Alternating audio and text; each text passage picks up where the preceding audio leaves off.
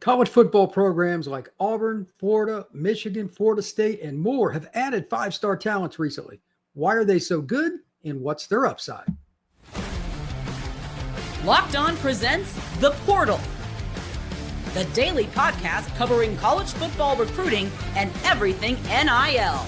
Part of the Locked On Podcast Network. Your team every day.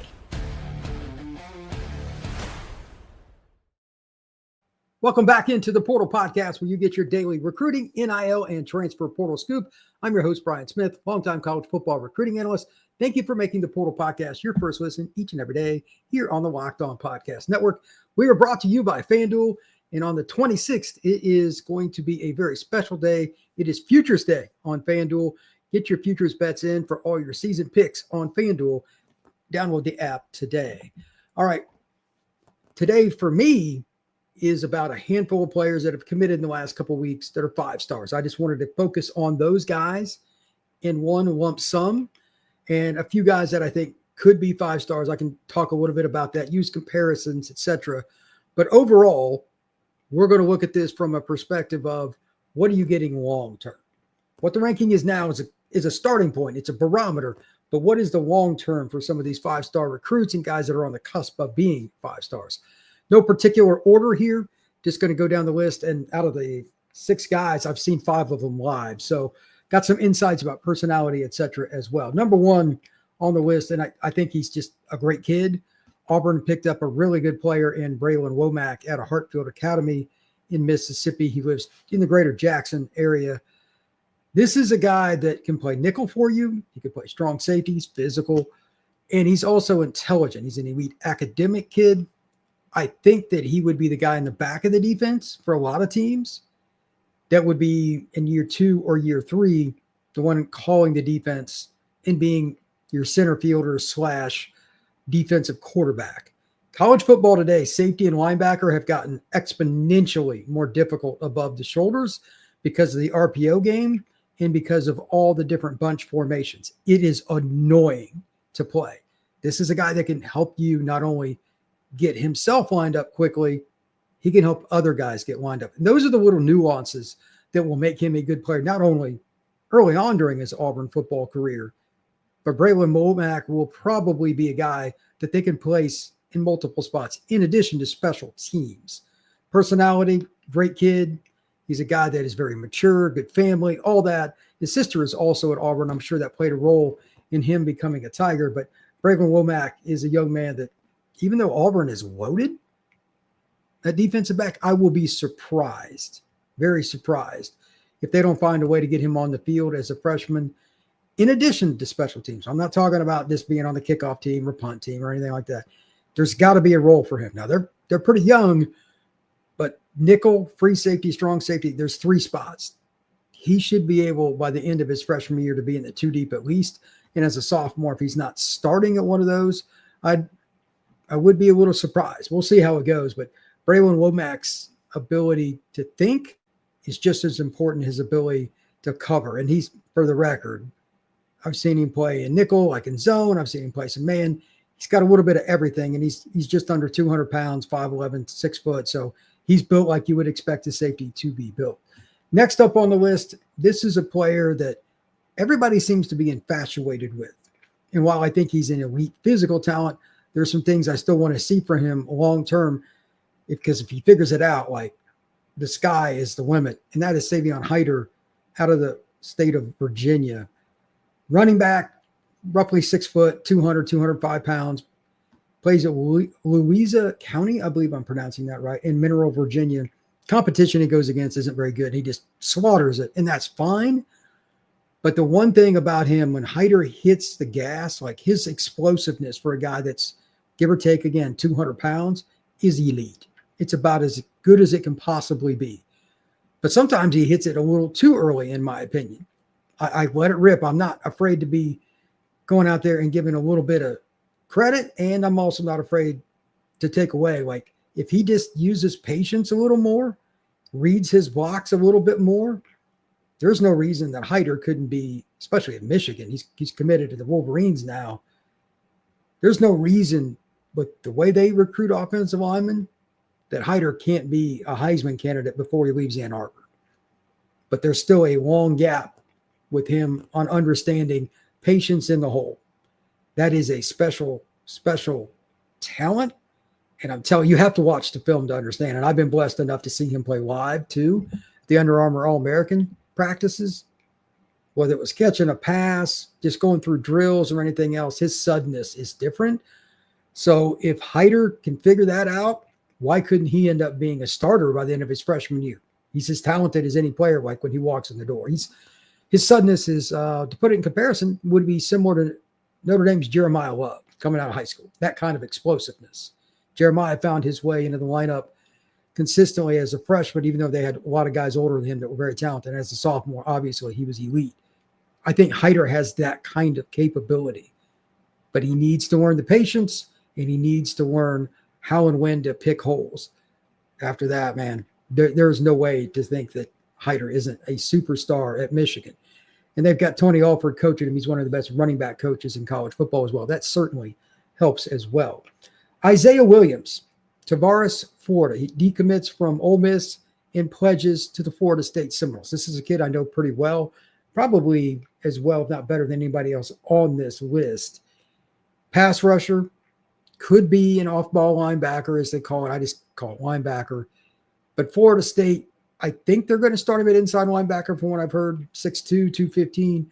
But much like I was just discussing in regards to Hyder, you can't put it in perspective without seeing it live. The first step explosiveness for Izayia is very unique. He has the ability to hit the gas and turn the corner. He's got bends. That's why I personally like him as a pass rusher for the college level at least. Now, he needs to learn long-term if he's going to play in the NFL. He's got to understand post-snap reads on the screen game. He's got to understand little things that the linemen are doing when they set, whether he's playing at weak side linebacker or he's up at a jack position getting ready to rush back, any of that. He's got to learn all that too. But the twitch, the bend, and the desire just to play hard on every down, Izayia Williams has all the traits you're looking for to be an elite college player and potentially go to the National Football League. Now it's about above the shoulder.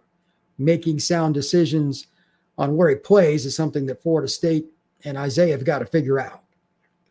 Everybody's got an opinion about which position he plays. Okay, but your long-term development, if you're bouncing around, gets mitigated. Izayia Williams needs to be a guy that Florida State figures it out really fast and they stick to the plan. I don't know if there's going to be arguing about where he ends up playing because all the coaches are going to want him at their spots. He could be a tight end, H-back. He could play all kinds of stuff. He's really athletic. But I think pass rushing is his easiest niche, and it's something that is obviously coveted. Florida State needs pass rushers in this class. And finally, he's a guy, as he learns, I would imagine that they'll probably use him in a bevy of different ways at linebacker, especially in third and long. There might be a play they put him at middle linebacker and dime package and blitz him or stunt with some other defensive linemen and do different things. I just don't know exactly where he's going to start yet. So he's probably the hardest one on this list to project. When we come back, we got 3 more guys that have committed recently that have 5-star talent. Some are already ranked 5-star. That is next here on the Portal Podcast.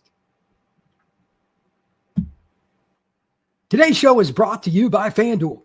August 26th is officially FanDuel Futures Day, a brand new holiday for football fans who live for bold predictions and preseason hunches. For just 24 hours, FanDuel is giving you deals on NFL season predictions.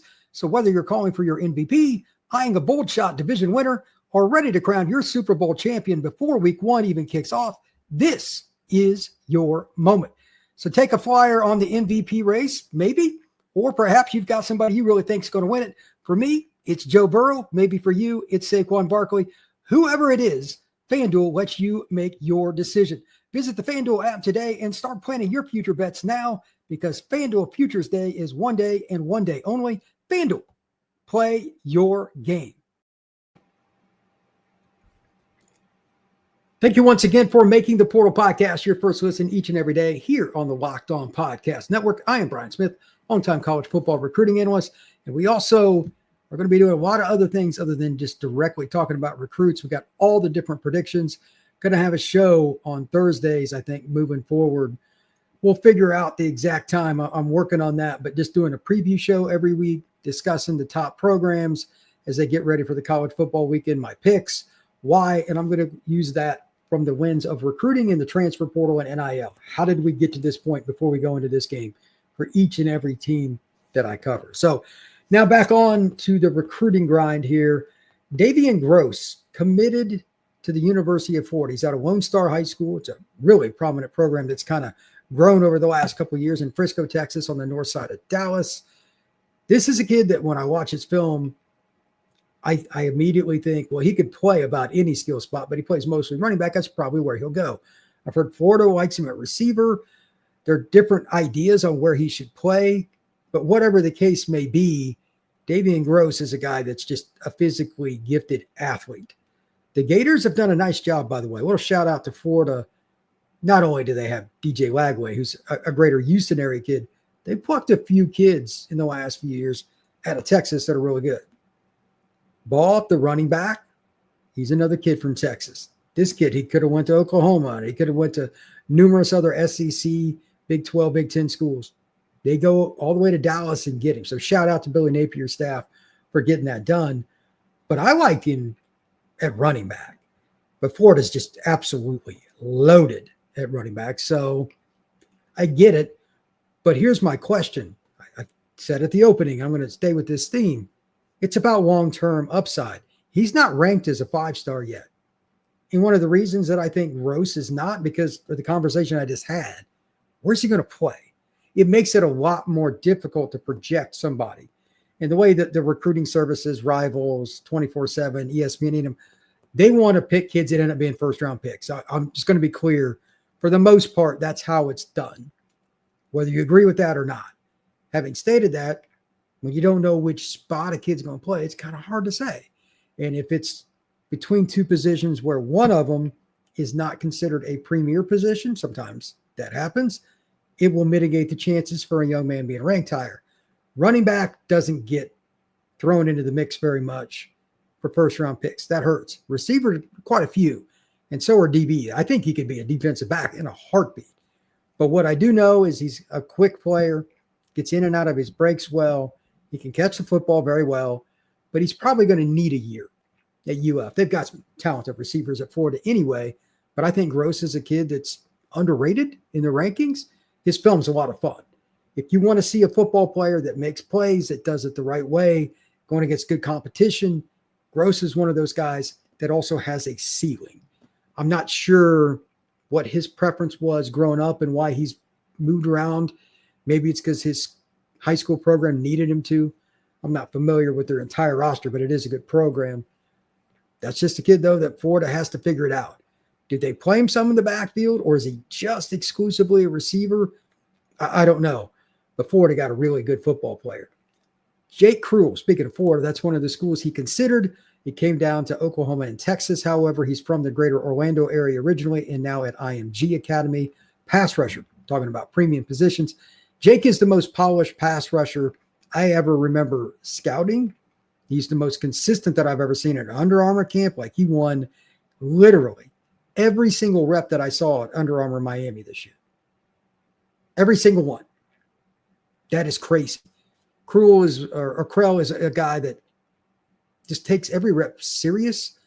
Ghost move, spin move. His ability to bend is really good. Like, he'll set a guy up like he's going to bolt, and then he'll just dip and just slightly go to the outside.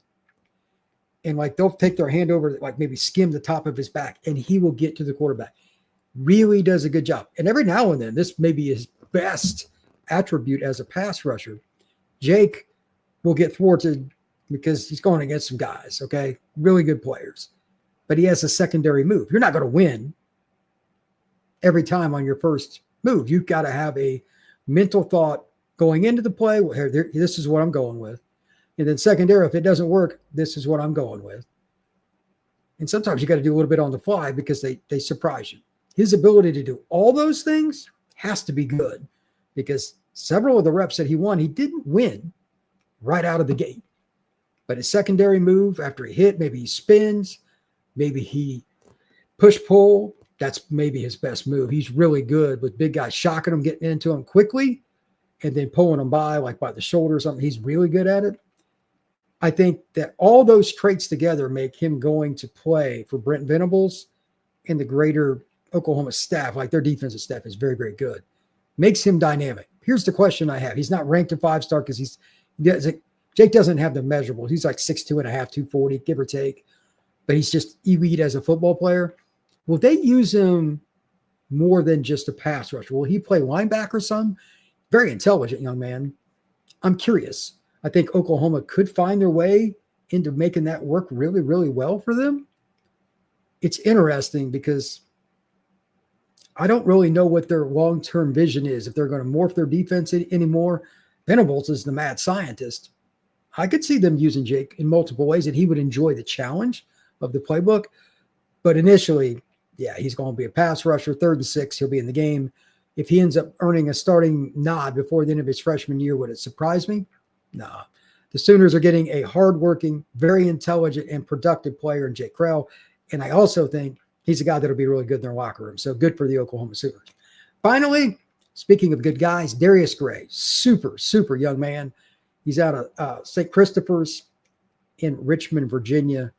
He has as powerful a punch as an interior offensive lineman as you're going to see. 285, 290, something like that coming out of high school. 6'4", give or take. He's as polite as it gets. When you interview him or have a face-to-face conversation with Darius, I saw him at a 5-on-5 tournament in South Florida. But as soon as he gets lined up and gets his feet set where he wants, it's all business. His ability to go with a quick punch and just stun guys, and I'm talking about big guys, and beat the crap out of them was awesome. And every now and then when somebody would get into him, speed rush him or whatever, he'd find a way to make it happen there too. I don't think that Darius is a guy that in any way, shape, or form worried about losing initial, kind of like Krell. He had a counter, like he thinks, and he gets guys off of him with his quick hands and he adjusts. But when he gets that first punch in, it's over. And he anchors down. He kept a lot of guys at the line of scrimmage. Guys are going to play college football too. At this 5-on-5 I was at. And I was just like, that looks like the best offensive guard in the country to me. So congrats to South Carolina. They're getting a great young man. And they're getting a guy that after, he'll gain 10, 15 pounds. He could be a 3-year starter. Like if he started as a freshman there, be a little spry. He needs to gain a little weight. But there's got to be a way for them to get him on the field. He'll play special teams right away.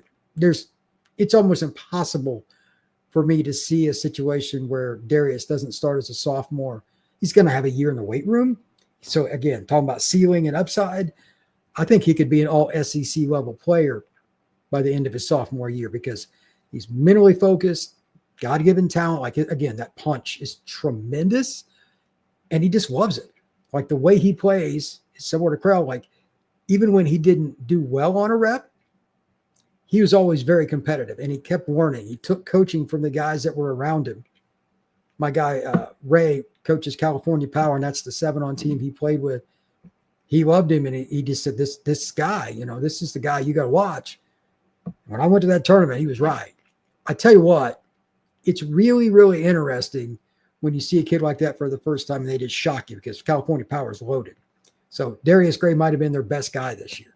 And every one of their linemen in some capacity is going to play college football. So that's impressive. Thank you once again for making the Portal Podcast your first listen each and every day here on the Locked On Podcast Network. Please hit that like, hit that subscribe. Make sure you share this podcast and comment. What do you have to say about some of these players? Is there a guy you want to hear about for your favorite college football team? These are just some of the latest commitments that I thought were really interesting that have high ceilings.